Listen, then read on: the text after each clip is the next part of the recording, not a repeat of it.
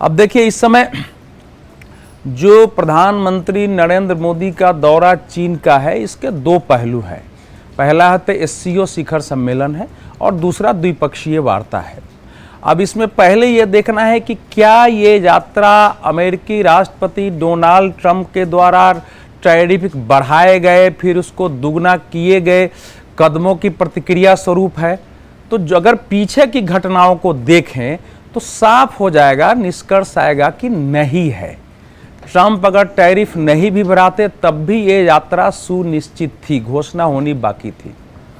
जब अमेरिकी राष्ट्रपति का चुनाव नहीं हुआ था तभी हमारे लद्दाख में सैनिकों को हटाने और सीमा पर शांति की वार्ता और समझौता के आरंभ हो गया था, उस चुनाव से पहले ही। और 2023 अक्टूबर में ब्रिक्स सम्मेलन में जब मोदी जी गए थे और वहाँ शी जिनपिंग साहब थे तो दोनों के बीच एक समझौता हुआ था कि हम सीमा पर शांति बनाए रखेंगे, और वहाँ से जो दौड़ चला है दोनों देशों के सैनिक हटते गए हैं। और अभी विदेश मंत्री आए थे चीन के, वांग यी, और उस बीच में और इस समय की स्थिति है कि दोनों ने गलवान के बाद जो हुए थे अतिरिक्त सैनिक थे दोनों के वापस हो गए हैं, लगभग हम पुरानी स्थिति में हैं। अब इस समय चूंकि घटना हो गई है तो हम उससे जोड़ते हैं। अब पहले एससीओ सम्मेलन पर आते हैं। देखिए, एससीओ को भारत ने कभी भी उस रूप में न महत्व दिया है न दे सकता है। एससीओ में चीन और रूस का दबदबा है और चीन ने दुनिया में मुख्य रूप से जो उसका बेल्ट एंड रोड इनिशिएटिव्स है और जो उसका आर्थिक और व्यापारिक मैप है उसका आधार बनाया है। भारत ने 2023 में जो आर्थिक रोड मैप आया उसको इनकार किया है, रोड एंड बेल्ट इनिशिएटिव को इनकार किया है, और साथ ही साथ पिछली बार एससीओ में जब ईरान पर इजराइल के हमले को इसी साल हमले की निंदा की गई थी तो भारत ने उसमें साथ नहीं दिया है। मोदी जी कई बार कजाकिस्तान के सम्मेलन में नहीं गए थे, लेकिन एससीओ में जो मास्को में बैठक हुई थी गलवान में अशांति के बाद, तो उसमें यह था कि 3 महीने बाद ही हुई थी तो थोड़ा दोनों के बीच समझौते की एक शुरुआत आधार भूमि बनी थी, कोई रूस इसमें मध्यस्थता नहीं कर रहा था।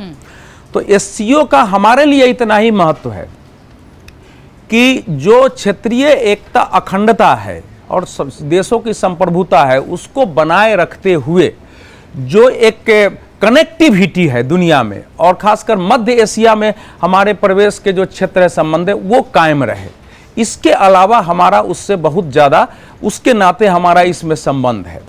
तो उसमें सम्मेलन में चूंकि भारत में जब ब्रिक्स पिछली बार आपको पता है कि जब हुआ था ऑनलाइन हुआ था तो शी जिनपिंग साहब भाग ले चुके हैं 2023 में, तो इसलिए मोदी जी के जाने के पहले सारे समझौते हुए हैं, गए हैं, जिन पर साथियों ने चर्चा की। और लास्ट जो समझौता था वो हुआ था जब हमारे सुरक्षा सलाहकार वहाँ गए थे और राष्ट्रीय सुरक्षा सलाहकार के साथ वही हुआ था कि भाई अब जो है सीमा पर हर दृष्टि से शांति बनाए रखेगी। एक लंबा समझौता हो चुका है, तो अब इसमें जा रहे हैं। तो अब एससीओ में कोई बहुत बड़ी घोषणा हो जाएगी ये हमको उम्मीद नहीं करनी चाहिए, क्योंकि भारत का टेररिज्म का मामला है। लेकिन दोनों देशों ने जैसे ऑपरेशन सिंदूर पर चीन ने जो स्टैंड लिया है वो स्टैंड उसका बना रहने वाला है, हम जानते हैं वो। लेकिन हमने भी जो अभी पिछले महीने जो दक्षिण चीन सागर में फिलीपींस के साथ जो हमने सैन्य अभ्यास किया है उसकी भी चीन ने निंदा और आलोचना नहीं की, जो करता रहता है, तो उनको भी ये लगा है। लेकिन इसके अलावा समझने की जरूरत है कि दुनिया में चीन एक ऐसा देश है जिसकी अपनी एक महत्वाकांक्षा है। अमेरिका में तो फिर भी एक विरोध का वातावरण है, और डोनाल्ड ट्रंप भी जो 21वीं सदी की एक महत्वपूर्ण सामरिक संबंध पूर्व राष्ट्रपतियों ने भारत को घोषित किया वो पूरी तरह खत्म भी नहीं कर सकते हैं, वो एक उसकी सीमाएं हैं। लेकिन चीन का जो एक दुनिया के बारे में अपनी है वो एक दादा की तरह का है, आर्थिक रूप से भी, सैन्य रूप से भी, राजनीतिक रूप से एक वर्चस्ववादी उसका है, और उसको हमको ध्यान रखना है। दूसरा है कि भारत के साथ चीन के संबंध इसीलिए है कि हम अपनी सीमा विवाद को कुछ समय के लिए परे हटा करके बाकी संबंध उससे रखते हैं। लेकिन भारत को यह पता है कि चीन हमारा इतिहास में पड़ोसी नहीं था, वो जबरन हमारा पड़ोसी बना हुआ है। अगर तिब्बत की मुक्ति हो जाए तो चीन हमारा पड़ोसी ही नहीं रहेगा, चाइनीज वाल कहाँ है वो। तो हमने कई चीजों को उसके लिए छोड़ा हुआ है। जो तीसरी बात है कि दुनिया में चीन एक ऐसा देश है जो जिससे हमको $100 अरब का घाटा है, इसलिए क्या अमेरिका की भरपाई कर सकता है? नहीं कर सकता। अमेरिका से हमारे करीब $43 अरब का व्यापारिक लाभ है, 127 अरब डॉलर के आसपास का है। तो दोनों की यह भरपाई नहीं हो सकती है, दोनों दो अलग अलग हैं। चीन की अपनी नीति है कि वो भारत एक सीमा से आगे नहीं उठे। लेकिन अब यह देखना होगा कि इस बैठक के बाद, जहां तक मॉस्को से संबंध है, आप बता रहे हैं कि कोई रूस, चीन और भारत का कोई ब्लॉक नहीं बन सकता है, यह संभव ही नहीं है ब्लॉक का बनना। रूस के साथ तो, रूस तो बैन लगने के बाद मोदी जी गए थे, पुतिन से मिल के आए हैं, समझौते हुए हैं।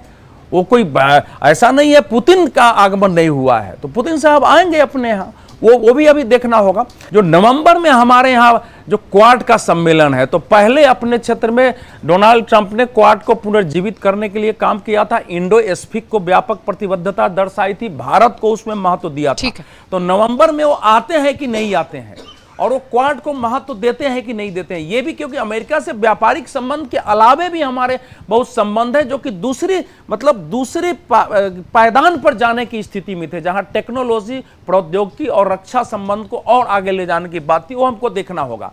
तो हम लोग चीन की यात्रा से बहुत उत्साहित नहीं है, यह अमेरिका की प्रतिक्रिया में नहीं, एक स्वाभाविक स्थिति है कि हम एक कामकाजी संबंध हमको बनाए रखना है आपके साथ। लेकिन भारत की भी अपेक्षा यह है कि जो हमारे व्यापारिक प्रतिबंध चीन में है, जो फार्मास्यूटिकल्स पे है, जो ह्यूमन पावर पर है, जो विनिर्माण को लेकर के, वो भी करें, और एक आयात के वायदों को जो चीन ज्यादा आयात करेंगे, निभाएंगे, तभी आगे बढ़ने वाला है। तो प्रधानमंत्री की यात्रा के पहले आधार बना है, वो देखना होगा। अभी दुनिया जो है ना, एक ऐसे दौर में है कि दुनिया आगे आने वाले में शेप लेगा। अगर आप ये वीडियो YouTube पर देख रहे हैं तो हमारे चैनल को सब्सक्राइब कर बेल आइकन दबाएं, और Facebook पर देख रहे हैं तो हमारे पेज को लाइक करें।